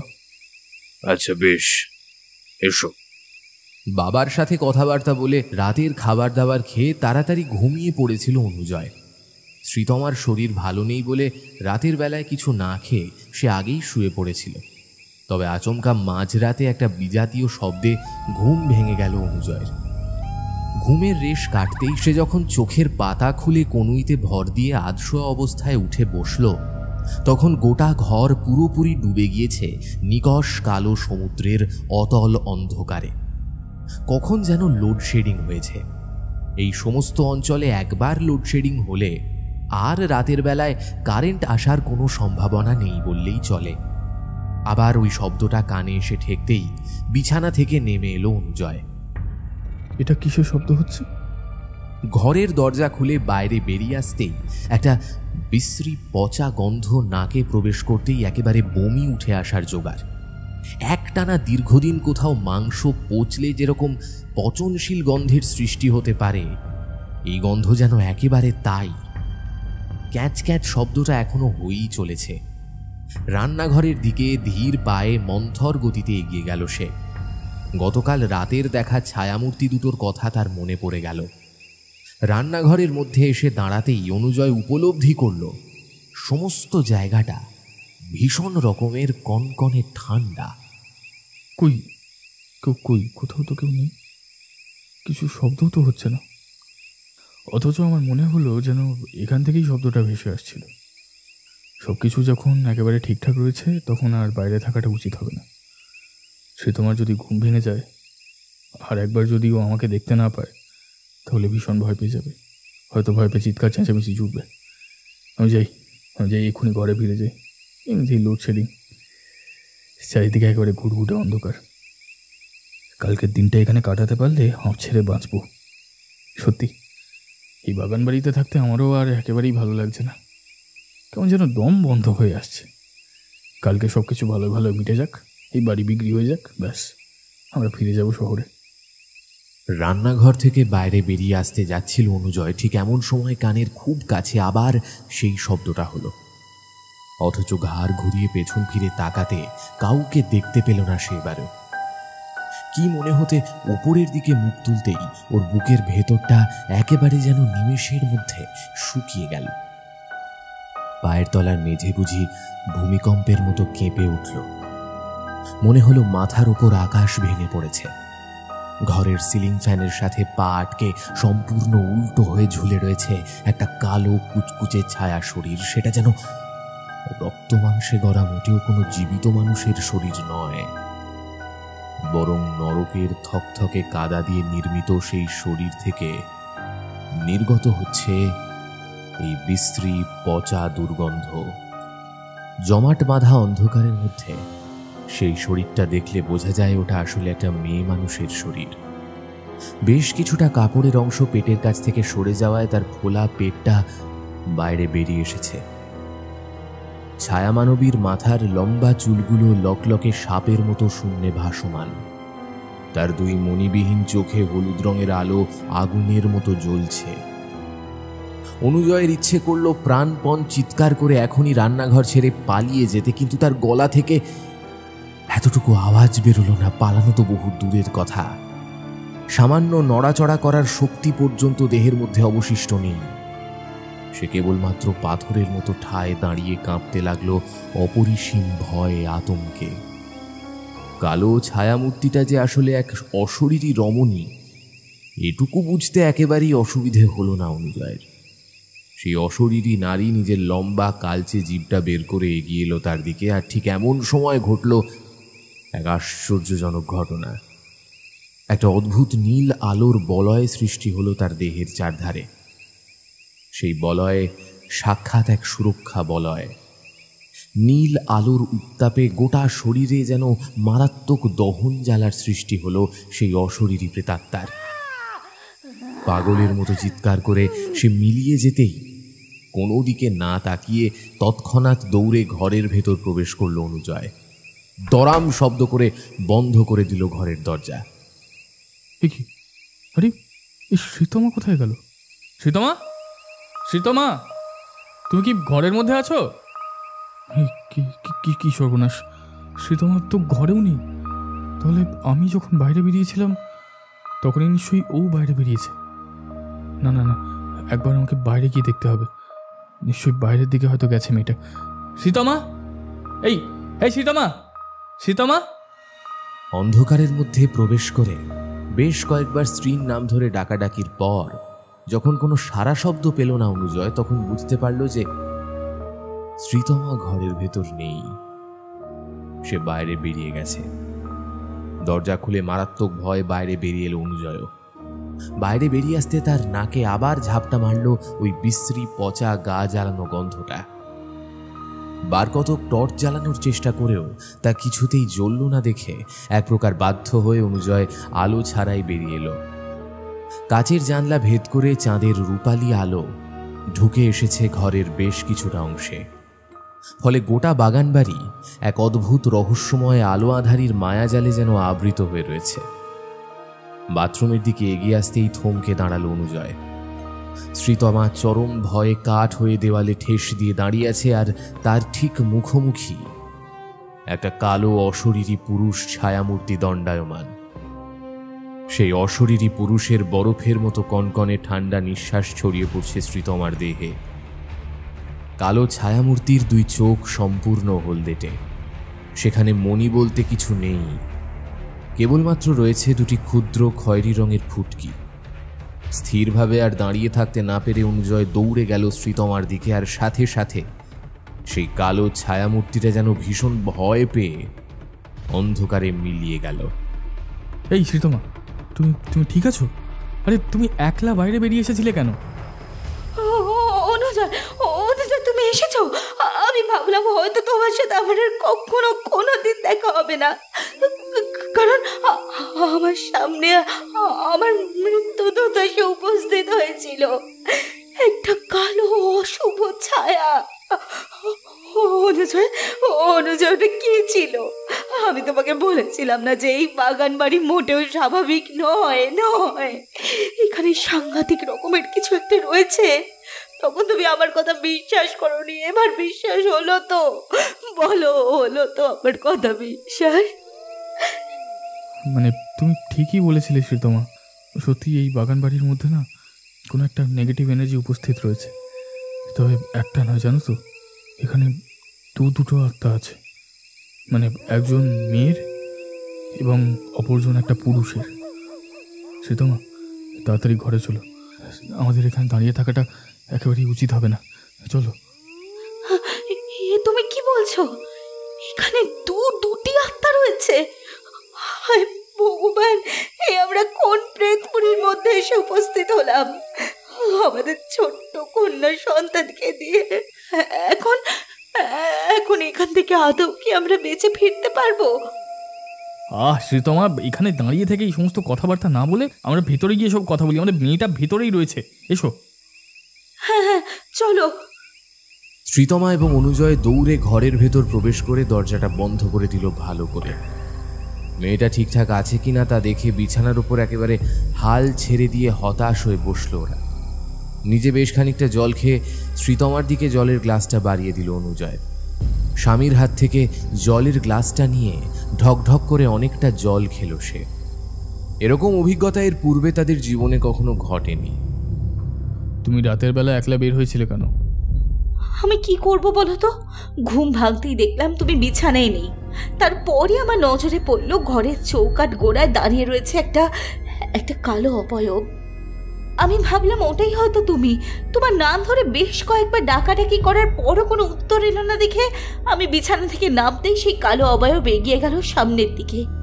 আমি তোমায় ভেবে তাকে অনুসরণ করে বাথরুমের কাছে গিয়ে উপস্থিত হয়েছিলাম। আর ঠিক তখনই আমার ভুল ভাঙলো। চোখের মধ্যে থেকে সমস্ত ঘুমের ঘোর কেটে গেল এক ঝটকায়। জানলার কাঁচ গিয়ে গলন্ত বোমের মতো নেমে আসা চাঁদের আবছা চাঁদনি আলোয় আমি দেখলাম একটা অদ্ভুত পুরুষের মুখমণ্ডল। রক্ত শূন্য মৃত মানুষের মুখ ঠিক যেরকম দেখতে হয় তার মুখখানাও ছিল ঠিক সেই রকম। তবে সেই মুখ আমার চেনা নয়। এর আগে আমি কখনো কোনো দিন তাকে দেখিনি। তার চোখের মধ্যে যেন টুনি লাইটের আলো জ্বলছিল। মুখ হাঁ করে তীক্ষ্ণ ধারালো দাঁত বের করে সে আমার দিকে এগিয়ে আসছিল। ঠিক এমন সময় তুমি এসে উপস্থিত হও আর সে চলে যায়। শ্রীতমার মুখ থেকে সব কথা শুনে অনুজয় বুঝতে পারল সে যখন রান্নাঘরের মধ্যে এক অশরীরী রমণীর সাথে মোকাবিলা করছিল ঠিক তখনই শ্রীতমার কাছেও এসেছিল এক পুরুষের অতৃপ্ত আত্মা। তাদের উদ্দেশ্য ছিল বড়ই সাংঘাতিক, কিন্তু সে কথা কিছুতেই বুঝতে পারল না যে এই নারী এবং পুরুষ অতৃপ্ত আত্মা দুটি আসলে কারা, তাদের মূল উদ্দেশ্য কি, তারা শ্রীতমা এবং অনুজয়ের ক্ষতি চাইছে কেন। সর্বোপরি অনুজয়কে দেখে তারা ভয় পেয়ে চলে গেল কি জন্য। অনুজয় বেশ বুঝতে পারছে অতৃপ্ত নারী আত্মাটি তাকে দেখে ভয় পেয়েছিল ঠিক যেরকম ভয় পেয়েছে ওই পুরুষ প্রেতাত্মাটি। তার কাছে কি এমন জিনিস রয়েছে যা ওদের জন্য ভয় পাবার মতো? এই সমস্ত কথাই অনুজয় ভাবতে ব্যস্ত হয়ে পড়েছিল। আচমকা তার সম্বিত ফিরল শ্রীতমার কণ্ঠে। আর এখানে একদিনও আমরা থাকবো না, আমরা কালই এখান থেকে চলে যাব। হ্যাঁ শ্রীতমা, তুমি ঠিকই বলেছ। আগামীকাল দিনের আলো থাকতে থাকতে আমরা এই বাগান বাড়ি ছেড়ে বেরিয়ে যাব। সকাল থেকে বাড়ি বিক্রির কাজ শুরু হয়ে যাবে। আশা করি দুপুরের মধ্যে তা শেষও হয়ে যাবে। আমরা এখান থেকে চিরকালের মতন চলে যাব। কোনোদিন এই শিমুলগড়ের অভিশপ্ত বাগান বাড়িতে এসে আর উপস্থিত হব না। হ্যাঁ গো, কালকের গোটা একটা দিন এই অভিশপ্ত ভুতুরে বাগান বাড়ির মধ্যে থাকা কি আমাদের উচিত হবে? কাল সকালের আলো ফুটলেই আমরা কি এখান থেকে বেরিয়ে যেতে পারি না? না না শ্রীতমা, সেটা করলে বড় বোকামির কাজ হবে। তাহলে কি বলতো, তাহলে এই বাগান বাড়িটা কখনো বিক্রিই হবে না। ফলে আমাদের ভবিষ্যতে আবার কোনো না কোনো এক সময় এখানে আসতেই হবে। তাই জন্যই তো বলছি আমরা এই বাগান বাড়িটা চিরকালের মতো বিক্রি করে এখান থেকে চলে যাব। তাছাড়া দেখো, দিনের বেলায় সূর্যের আলোতে কোনো অশুভ আত্মা আমাদের কাছে আসতেও পারবে না, তাই না? তাই বাড়ি বিক্রির কাজ শেষ হলে আমরা দিনের আলো থাকতে থাকতেই এই বাড়ি ছেড়ে চলে যাব। কেমন? আচ্ছা নাও নাও নাও, এবার তুমি শুয়ে পড়ো দেখি। আমি জেগে আছি। আমি বেঁচে থাকতে তোমার কিংবা আমাদের মেয়ের কারোর কোনো ক্ষতি আমি হতে দেব না। চলো শুয়ে পড়ো। অনুজয়ের কথা শুনে বেশ খানিকটা শান্ত হলো শ্রীতমা। সত্যি তার স্বামীর কথায় যথেষ্ট যুক্তি রয়েছে বটে। কাল সকাল থেকেই বাড়ি বিক্রির যাবতীয় কাজকর্ম ভালোই ভালোই মিটে গেলে তারা শহরে ফিরে যাবে। শ্রীতমাকে সেরকমটাই কথা দিল অনুজয়। কিন্তু হায়, মানুষ সবসময় ভাবে একরকম আর তাদের সাথে বাস্তবে হয় ঠিক অন্য রকম। অনুজয় শ্রীতমাকে কথা দিল ঠিকই, কিন্তু সে কথা রাখতে পারল না। পরের দিন তাদের বাড়ি বিক্রি হয়ে যাওয়ার পর বিকেলের সময় ব্যাগপত্র গুছিয়ে তারা বাগান বাড়ি থেকে বেরোতে যাবে, এমন সময় কোথা থেকে আকাশ ছেয়ে গেল চাপ চাপ জমাট বাঁধা মেঘে। তারপর থেকে সেই যে শুরু হলো মহাপ্রাকৃতিক দুর্যোগ, আর কিছুতেই তা থামল না। প্রবল ঝড়ের সাথে ঘন ঘন বজ্রপাত এবং মুষলধারে বর্ষণ আরম্ভ হল। গোটা পরিবারটাকে বাগান বাড়ির মধ্যেই আটকা পড়তে হলো। শ্রীতমা বেশ বুঝতে পারছিল যে নিয়তি তাদের এই বাড়ি ছেড়ে বেরোতে দেয়নি। আজকের রাতে চরম কিছু একটা ঘটবে। প্রবল ঝড় বৃষ্টি ও প্রাকৃতিক দুর্যোগের কারণে লোডশেডিং থাকা অবস্থায় মোমবাতি জ্বালিয়ে চুপচাপ ঘরের মধ্যে বসেছিল ওরা। বাইরে একটানা বৃষ্টির আওয়াজ আর প্রকৃতির বুকে চলতে থাকা বিধ্বংসী ঝড়ের শোঁ শোঁ শব্দ ছাড়া অন্য কিছুই কর্ণগোচর হয় না। শ্রীতমাকে বুকের মধ্যে জড়িয়ে ধরে বিছানার উপর বসেছিল অনুজয়। সে সিদ্ধান্ত নিয়েছে আজকে গোটা রাতটা বিনিদ্র অবস্থায় কাটিয়ে দেবে এভাবেই বসে থেকে। সমগ্র ঘর আলোকিত করে রেখেছে একাধিক মোমবাতির উজ্জ্বল আলো। ঘড়ির কাঁটা জানান দিচ্ছে রাত প্রায় 1টার কাছাকাছি। সারাদিনের ক্লান্তিতে ওদের চোখে একটু তন্দ্রার ভাব নেমে এসেছিল। ঠিক এমন সময় বাইরে থেকে প্রবল চিৎকার শোনা গেল। সে চিৎকার আনন্দময় চক্রবর্তীর। প্রাণপণ মারাত্মক চিৎকার করে উঠলেন ভদ্রলোক, যেন তিনি সাক্ষাৎ মৃত্যুর মুখোমুখি হয়েছেন। এটা এটা বাবার চিৎকার না? এই কি কি হলো বলো দেখি। মানে বাবা এরকম চিৎকার করে উঠলো কেন? তাহলে কি বাবার কোনো বিপদ ঘটলো? জানি না, আমি কিচ্ছু বুঝতে পারছি না। আমি তোমাকে বারবার পই পই করে বলেছিলাম আজ সকালেই এই অলক্ষণে অপয়া বাগান বাড়ি ছেড়ে চলে যেতে, কিন্তু তুমি আমার কথাই শুনলে না। ভগবান আর বোধহয় প্রাণ রক্ষা করে গেল না। শ্রীতমা তুমি তুমি এখানে একটু বসো তো, আমি ঘরের বাইরে বেরিয়ে দেখি একবার বাবার কি হলো, একবার কি দেখে আসি। না না, তুমি বাইরে যেও না। ওটা যদি বাবার গলার আওয়াজ নকল করে থাকে, ওটা যদি একটা কোনো ফাঁদ হয় আর তুমি ওদের ফাঁদে পা দাও, তখন কি হবে? ওরা অলৌকিক শক্তি শ্রীতমা, ঘরে বসে থাকলেই যে আমরা সেফ থাকবো এমনটা নয়। কিন্তু আমি একবার দেখে আসি আমার বাবা সুরক্ষিত আছে কিনা। আমাকে বাইরে গিয়ে একবার দেখতেই হবে। কিন্তু তুমি এখানে বসো, আমি দেখে আসছি। বসো এখানে। বেশ, তুমি যদি যাও তাহলে আমিও যাব। তোমাকে কিছুতেই আমি একলা যেতে দেব না। আমি তোমাকে এই চরম বিপদের মুখে একলা বাইরে যেতে দেব না। শ্রীতমা, তুমি আমার কথা কেন বুঝতে পারছো না? এইভাবে জেদ করো না, আমাকে গিয়ে একবার দেখতে হবে।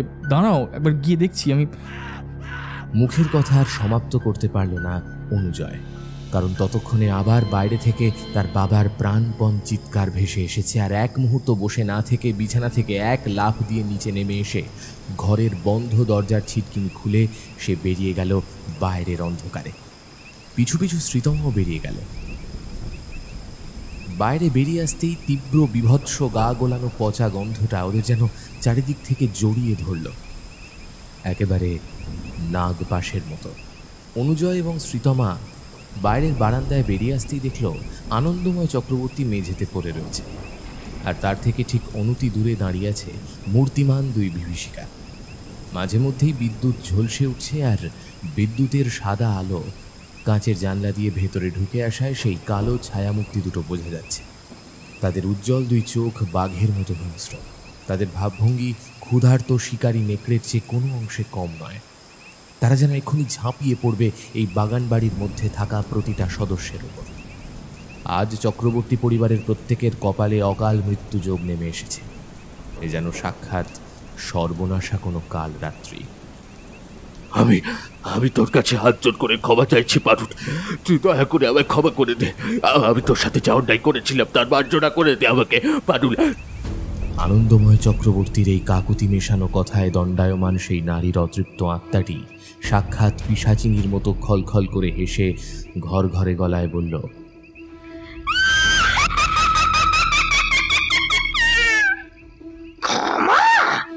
তোর মতো পাপিষ্ঠ পাষণ্ডদের কিছুতেই ক্ষমা করা যায় না।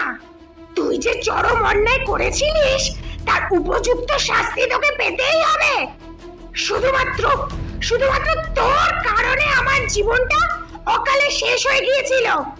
আমার একার জীবনই নয়, আমার দাদার জীবনও শেষ হয়েছিল তোর মতো একটা শয়তানের জন্য।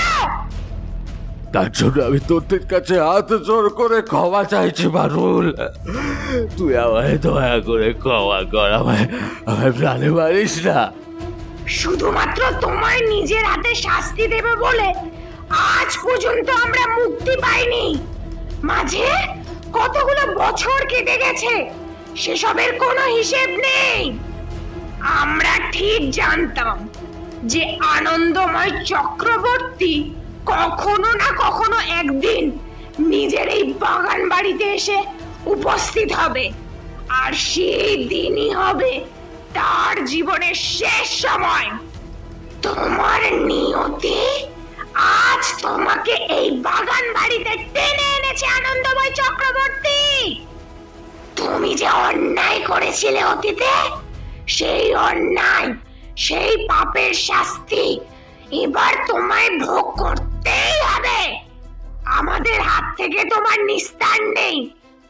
আর শুধুমাত্র তোমার একার নয়, তোমার গোটা পরিবারকে আমরা শেষ করে দেব, তবেই আমাদের শান্তি।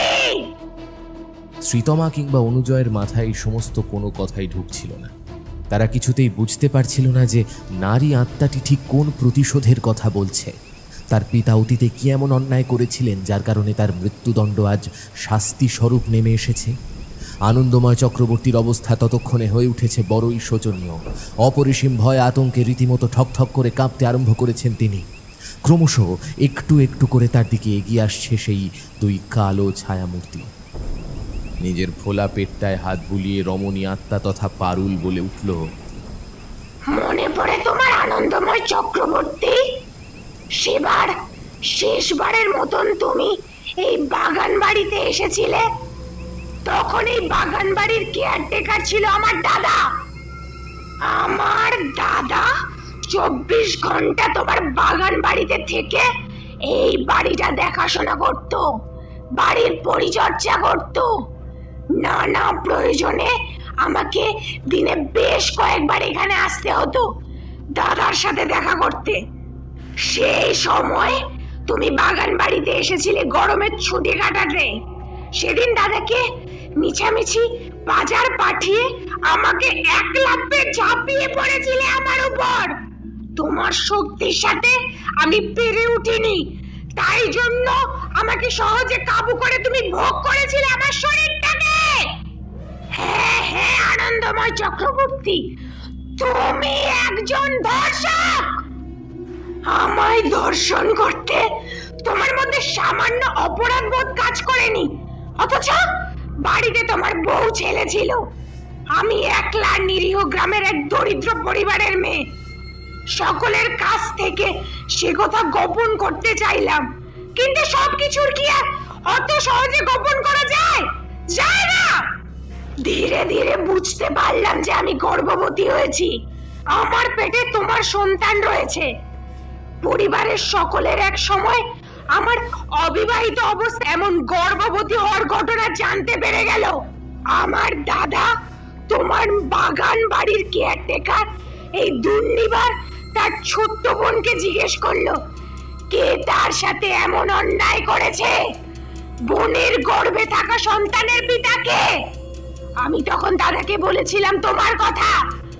দাদা শহরে গিয়ে তোমার সব কথা বলার চেষ্টা করেছিল, কিন্তু তুমি তখন দাদাকে দূর দূর করে তাড়িয়ে দিয়েছিলে।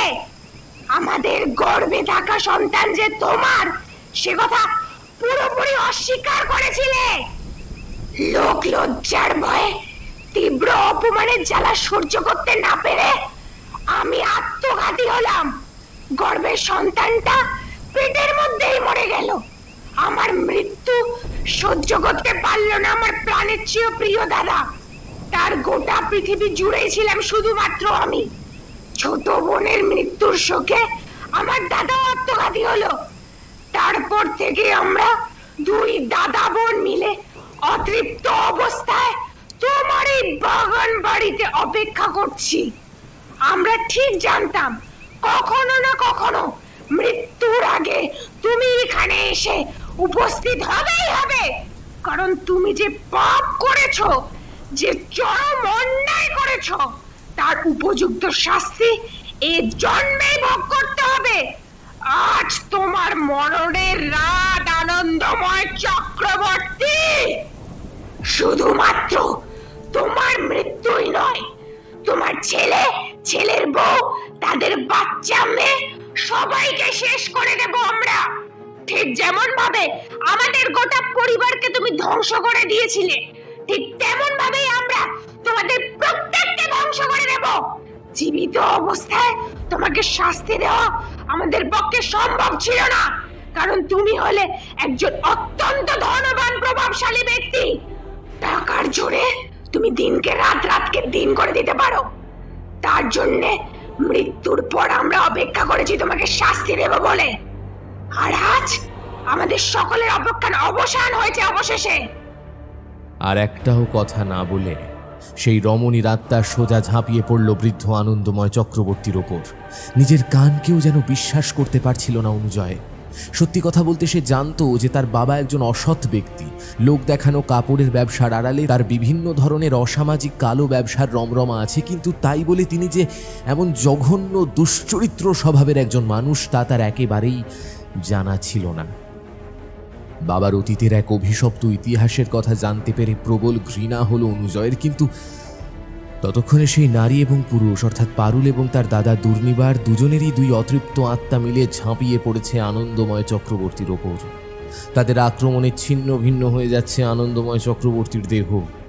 খুবলে খুবলে তারা মাংস তুলে নিয়ে তা মুখে ভরে কচমচ শব্দে চিবিয়ে ভক্ষণ করতে আরম্ভ করেছে। সাক্ষাৎ নরকের দুই পিশাচের মতো। জীবিত একটা মানুষের এইভাবে মৃত্যু চোখের সামনে দেখা মোটেও সহজ বিষয় নয়। অনুজয় এবং শ্রীতমা একেবারে যেন বোবা হয়ে গিয়েছিল। সামান্যতম কথা বলা কিংবা নড়াচড়া করার ক্ষমতা তাদের মধ্যে অবশিষ্ট নেই। আনন্দময় চক্রবর্তীকে তারা উচিত শিক্ষা দিয়ে অতৃপ্ত আত্মারা আবার এগিয়ে এলো তাদের দিকে। অনুজয় বুঝতে পারল চরম বিপদ আসন্ন, এবার তাদের পালা। কোনো রকমে দুহাত জড়ো করে কাটা কাটা ভাবে সে কাতর কণ্ঠে বলল, আমাদের ছেড়ে দাও, আমাদের ছেড়ে দাও, আমাকে আমাকে আমার আমার মেয়ে, আমার সন্তানকে ছেড়ে দাও। আমরা তো তোমার সাথে কোনো অন্যায় করিনি। যিনি অন্যায় করেছিলেন তাকে তোমরা উপযুক্ত শাস্তি দিয়েছ, তাহলে আমরা কেন শাস্তি পাবো বলো? হ্যাঁ, আমরা তো সম্পূর্ণ নির্দোষ। নিরপরাধ মানুষের প্রাণ তোমরা নিও না, আমাদের আমাদের ছেড়ে দাও। আর কিছুই বলতে পারল না অনুজয়। সব কথা গলার মধ্যেই কেমন যেন দলা পাকিয়ে গেল মারাত্মক আতঙ্কে। বুকের মধ্যে সৃষ্টি হওয়া একটা শিরশিরে অনুভূতি যেন ছড়িয়ে পড়ছে সমগ্র শরীর জুড়ে। শ্রীতমার প্রায় জ্ঞান হারানোর মতো অবস্থা। পারুল এবং দুর্নিবারের অশরীরী আত্মা রক্তমাখা দুই হাত নিয়ে এগিয়ে আসছে তাদের দিকে। তারা আজ থামবে না। এতদিনের প্রতিশোধ তাদের অন্ধ করে তুলেছে। অপরাধীর গোটা পরিবারকে শেষ করে দেওয়ার প্রতিজ্ঞা নিয়েছে তারা। অনুজয়ের হাত থেকে নিজের অজান্তেই খসে পড়ল ডান হাতে বাঁধা একটা নীল সুতো। সেই সুতো মাটিতে পড়েই আশ্চর্যজনকভাবে কোনো দৈব শক্তির বলে বিশাল বড় লম্বা হয়ে একটা কাল সর্পের আকার নিল। সেই কাল সর্পের মধ্যে থেকে ঠিকরে বেরিয়ে এলো চোখ ধাঁধানো উজ্জ্বল নীল আলোর জ্যোতি। সেই কাল সর্প গোলাকারে বেষ্টন করে রইল তাদের। অনুজয়ের মনে পড়ে গেল এই নীল সুতো কয়েক মাস আগে তারাপীঠ মহাশ্মশানে অমাবস্যার রাতে সেই সাধিকা মা তাকে দিয়েছিলেন এবং এই কথা বলেছিলেন যে খুব শীঘ্রই তারা কোনো একটা চরম বিপদের মধ্যে পড়বে, যে বিপদের হাত থেকে একমাত্র এই সুতোই তাদের প্রাণ রক্ষা করতে পারে। এ স্বয়ং মা উগ্রতারার আশীর্বাদী সুতো। বিভিন্ন রকমের কাজকর্মের মধ্যে নীল সুতোর কথা মাথা থেকে একেবারে বেরিয়ে গিয়েছিল। এতদিন বাদে আজ হঠাৎই আবার তা মনে পড়ল। জয় মা, জয় মা, মা, মা গো, জয় মা তারা, জয় মা তারা, মা, মা, তুমি আমাদের প্রাণ বাঁচাও, আমাদের প্রাণ বাঁচাও মা গো। আর আর আর কিছু হোক না হোক, আমি জানি তুমি আছো এই জগৎ সংসারে। তোমার তো অজানা কিছুই নেই মা। তুমি জানো মা, যে পাপের শাস্তি আমার বাবা ভোগ করেছে, সেই পাপের সাথে আমি কিংবা আমার স্ত্রী, আমার সন্তান কেউ জড়িত নয়, প্রত্যক্ষ কিংবা পরোক্ষভাবেও না। তাহলে কেন মা আমরা নিরপরাধ নিষ্পাপ হয়ে ওই পাপের শাস্তি ভোগ করব? মা গো, মা, আমি এই চরম বিপদের মুহূর্তে তোমার শরণাপন্ন হচ্ছি মা গো। আমি যদি তোমার নিত্য পূজা করে থাকি মা, তুমি তোমার সন্তানকে রক্ষা করো মা গো। এই ঘোর মরণ সংকটের হাত থেকে রক্ষা করো মা। আমরা আর কোনোদিন এখানে ফিরে আসবো না, কোনোদিন না মা গো। জয় মা, জয় মা। আমরা আর কোনোদিন এখানে ফিরে আসবো না, কোনোদিন না। জয় মা, মা গো, জয় মা। সেই বৃহৎ কাল সর্প তাদের ঘিরে রইল। আচমকা অন্ধকারের বুক চিরে কোথা থেকে এসে উপস্থিত হলো দুটি বিশাল আকারের শৃগাল। হ্যাঁ, এই শৃগাল অনুজয়ের আগেও দেখেছে। অমাবস্যার রাতে তারাপীঠ মহাশ্মশানের সাধিকা মায়ের পেছন থেকে এই দুটি প্রাণী বেরিয়ে এসেছিল। শৃগাল হলেও তারা প্রায় একটা নেকড়ে বাঘের সমতুল্য। সেই দুই শৃগালকে দেখে ওই দুই অতৃপ্ত অশুভ আত্মা একেবারে ভয় যেন গুটিয়ে গেল। জোঁকের মুখে নুন পড়লে ঠিক যেরকম অবস্থা হয়, একেবারে সেই রকম অবস্থা হলো অশুভ শক্তি দুটোর। শৃগাল দুটো মারাত্মক আক্রোশে ঝাঁপিয়ে পড়ল তাদের ওপর। শুরু হলো প্রবল সংঘর্ষ। কিন্তু সেই শৃগাল দুটির সাথে বেশিক্ষণ যুদ্ধ চালাতে পারল না দুই অপশক্তি। তাদের কালো শরীর ফালা ফালা করে দিতে লাগলো সেই দুই সাপদ। কালসর্পের হিস হিসে গর্জন আর শৃগালের হুঙ্কার ধ্বনিতে পরিপূর্ণ হয়ে উঠল শিমুলগড়ের বাগান বাড়ি। এ যেন মহাভারতের কুরুক্ষেত্রের যুদ্ধ, যেখানে শুভ শক্তির সাথে অশুভ অপশক্তির লড়াই সংঘটিত হয়েছে। দুই শেয়াল অপশক্তির ধ্বংস করে বেরিয়ে গেল বাগান বাড়ি ছেড়ে। সেই কালসর্প সর্পিল গতিতে কোথায় যেন প্রবেশ করল। যুদ্ধ শেষে গোটা বাড়ির মধ্যে ছড়িয়ে ছিটিয়ে রইল কেবলমাত্র যুদ্ধের নিদর্শন। অনুজয়ের কাছে এবার সবটা জলের মতন পরিষ্কার হয়ে গেল। কয়েক মাস আগে অমাবস্যার রাতে তারাপীঠ মহাশ্মশানে গিয়ে সেই সাধিকা মায়ের সাথে দেখা হওয়ার পর তিনি ঠিক কোন বিপদের কথা বলেছিলেন তা তার বুঝতে বাকি রইল না। সে এটাও বুঝতে পারল যে প্রতিশোধ নিতে কাদের নরক থেকে উঠে আসার কথা তিনি বলেছিলেন, কিসের প্রতিশোধ নিতে চেয়েছিল তারা, প্রভৃতির সমস্ত কিছু। সাধিকা মা বলেছিলেন বটে যে অন্যায় যারা করেনি তাদের জন্য শাস্তি বরাদ্দ নয়। এ কথা সে তখন বুঝতে না পারলেও এখন বিলক্ষণ বুঝতে পেরেছে। অনুজয় দুহাত জোর করে মা উগ্রতারার প্রতিচ্ছবি মনে মনে ভেবে প্রণাম করতেই তার সর্বাঙ্গ শিহরিত হয়ে উঠল। দশমহাবিদ্যায় উল্লেখিত দেবীর বর্ণনায় রয়েছে দেবীর গলায় থাকে একটি কাল সর্প। দেবী শ্মশানবাসিনী, জ্বলন্ত চিতায় অধিষ্ঠানকারিণী। এই কাল সর্প এবং এই দুই শৃগাল কি তবে মাই পাঠালেন তার ভক্তের জীবন রক্ষা করতে? অনুজয় শিমুলগড়ের বাগান বাড়ির বাইরে বেরিয়ে আসতেই দেখল রাতের অন্ধকারের মধ্যে মিলিয়ে যাচ্ছেন এক রহস্যময় নারী, যার পিঠ ছাপানো চুল, পরনে টকটকে লাল বস্ত্র, কপালে হলুদ রঙের কিছুর প্রলেপ, ভুরুর মাঝে গোলাকার কমলাটি। সেই রহস্যময়ী রমণীর সঙ্গী হয়েছে দুটি অতিলৌকিক বৃহৎ আকারের শৃগাল। নিজে থেকেই দুই হাত জোড় হয়ে এলো অনুজয় চক্রবর্তীর।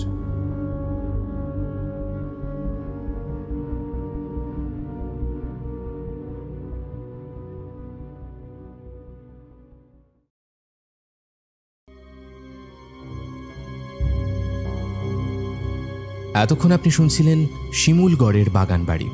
রচনা সুরজিৎ ঘোষ। গল্প পাঠ ও গল্পের সূত্রধার আমি সায়ন্তন।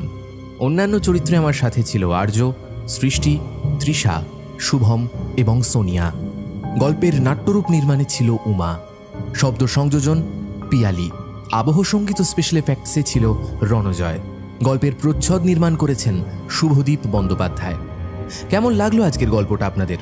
যদি গল্পটা আপনাদের ভালো লেগে থাকে অবশ্যই ভিডিওটিকে একটি লাইক করে দেবেন, চ্যানেলটা সাবস্ক্রাইব করতে ভুলবেন না। বেল আইকনে ক্লিক করে দেবেন সমস্ত গল্পের আপডেট এবং নোটিফিকেশনস সবার আগে পাওয়ার জন্য। দেখা হবে আবার আপনাদের সাথে আগামী পর্বে আরও একটি বিশেষ গল্প নিয়ে। সবাই ভালো থাকবেন, সুস্থ থাকবেন আর শুনতে থাকবেন ফ্রিকি ফ্রাইডে স্টোরিজ। নমস্কার, শুভরাত্রি।